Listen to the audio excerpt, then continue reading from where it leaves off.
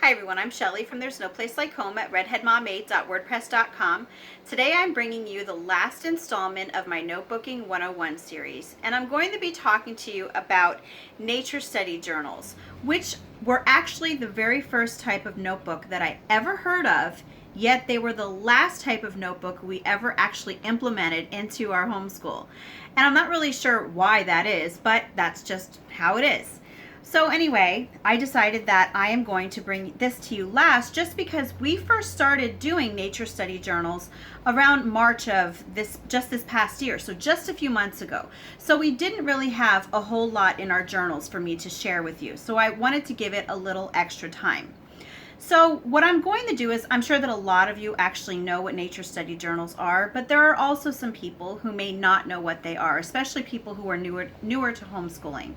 And while there are lots of different ways that people do nature study journals, just as people do all kinds of notebooking all different ways, I'm just going to share with you some ways that we incorporate it. So the first thing is that what we use are composition books, and the kids decorate it. And if you've seen my other Notebooking 101 videos, you know that we happen to use composition books a lot. And the reason that we actually use composition books for our nature studies is because, first of all, they are inexpensive. We can get them at the dollar store. And also because they have lines in them, for when the kids write. It's lined, so it's easier for the kids to write on a straight line. And the third reason is because they are inexpensive, I don't mind taking them with us sometimes when we are out doing nature study, because that way, if they get mud on them or water on them, or if they get dropped in the dirt, it's not nearly as bad as if you would take, say, a really nice sketchbook with you, which I know that a lot of people do use sketchbooks that for their nature study journals. A lot of times they will use the really nice ones that actually are bound, and they look like, well, they are actual books.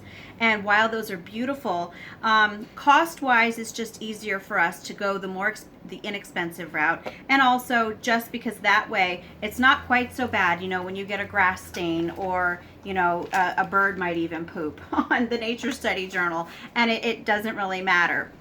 So, and also another way that you could use them, or another notebook that you could use for them, is actually a 3-ring binder.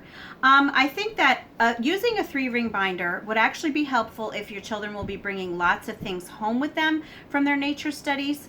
If they bring home lots of leaves, lots of flower petals, just little things that they find while they're out and about. 3-ring binders are really nice because they can flatten them and they can put them inside a sheet protector. But the reason that we don't use the 3-ring binders is, like I mentioned earlier, it's just easier to tote something like this around while we're out and about.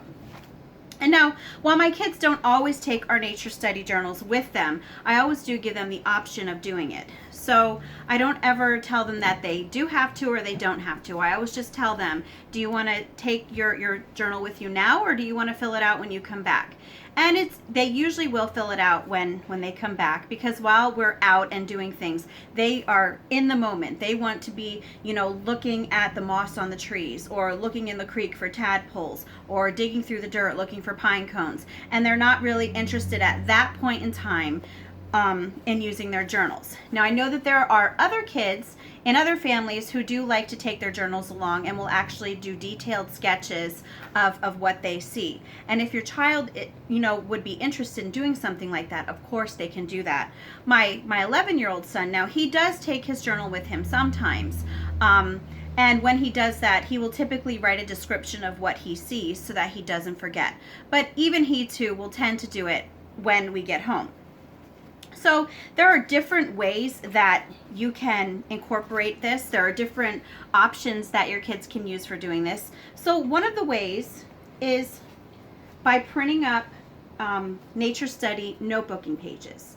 And what I really like about notebooking pages is that even if it's a rainy day, and that's one thing that I really had a hard time getting a handle on, is I thought that if it was a rainy day, that meant that there could be no nature study that day. But that's not really the case, especially if you have notebooking pages that are specifically for nature study. Because, for example, your children can get one, say, on leaves, like here. Or my son, he did one on tree anatomy. and they're still learning about nature, and while they can't get out there and see it firsthand that day, they are still able to learn about those sorts of things. And I will link the place that I do get these notebooking pages from. Most of our notebooking pages come from notebookingpages.com and also from the Notebooking Fairy. But again, I will definitely link those two down in the description box below. So anyway, notebooking pages are really great for when you come home, if they find one that actually coincides with things that they found interesting. Or again, if it's a rainy day, if it's too cold outside, they can still get their nature learning on. So another way, and this is just, it's another notebooking page, but another way that you can incorporate it on rainy days is just like we do with our animal notebooking pages. You can just have your kids research different sorts of things that have to do with nature on those not so nice days. So they can look up different kinds of plants, different kinds of trees, different kinds of animals, and they can do a corresponding notebooking page for it. So in this case here, my daughter was learning, she actually did this one because it was trout season. It was the opening of trout season. She was really excited about that. So she made this to go with it, and I think little fishy lost his tail. Another thing that your kids can do in their nature study journals is they can actually bring home things that they find while you are out and about on your nature study. So right here, my daughter found some leaves, and as you can see, she crossed out leaves and wrote leaves because she realized that she spelled it wrong. And let me see if she has anything else in here. Right here is a tulip tree blossom that is no longer the color that it was when she put it in here. But what she did when she put the tulip tree blossom in here was she wrote, "Today we went to the park and had passed a pretty tulip tree." So she just wrote a little caption to go with it. And that's something else that your kids can do. They can actually tape or maybe sometimes use rubber cement on the pages to keep the things that they find in their nature study journals. Another option that your kids can do for nature study, as I mentioned earlier, is to do detailed drawings of things that they see. Now, I had said about my 11-year-old taking his book with him sometimes, and when he does, he typically does something like this. He will just make a list and some drawings of what he found. So here it says that he found a stick, a cool leaf, a pine cone, rocks, a flower that looks like a banana, birds, and roses. And he will just make a drawing of them while we are out. And another idea, if your kids don't want to take their whole composition book with them, is that they can just maybe take a little memo pad and they can make a list of things that they see. And then when they get home, they can make a more detailed drawing or a more detailed page to go in their book. And yet another idea to do is just for your kids to write about what they did that day on your nature study walk. Like today, my daughter wrote, "Today we went to the creek, we splashed and played in the water. After a while, we went to go look for salamanders. My brother and I found a red and black one, and we named it Betty." So those are the sorts of things that they will write about. And again, as I said, I don't really have a whole lot of examples to show you in these books because this is something that we only do nature study once a week. We just came off of our 6-week break, so we didn't do nature study that whole time. So yeah, we really do only have a few pages right now. But as you can see, most of what my son does is he likes to just list the things that he sees and he likes to draw them. And I don't have my other daughters with me, but she actually found a nice notebooking page that was cloud observations, where she would draw the cloud. She would look up what type of cloud it was. She would write down what day she saw it, and it was like a log of what the clouds looked like that day. So anyway, incorporating journals into your nature study is really a nice souvenir for your kids, for them to remember what they see as they're out and about. And it's a nice way for them to keep the things that they find. Now, I'm going to admit that keeping things like pine cones are a little bit harder for you to flatten for a composition book.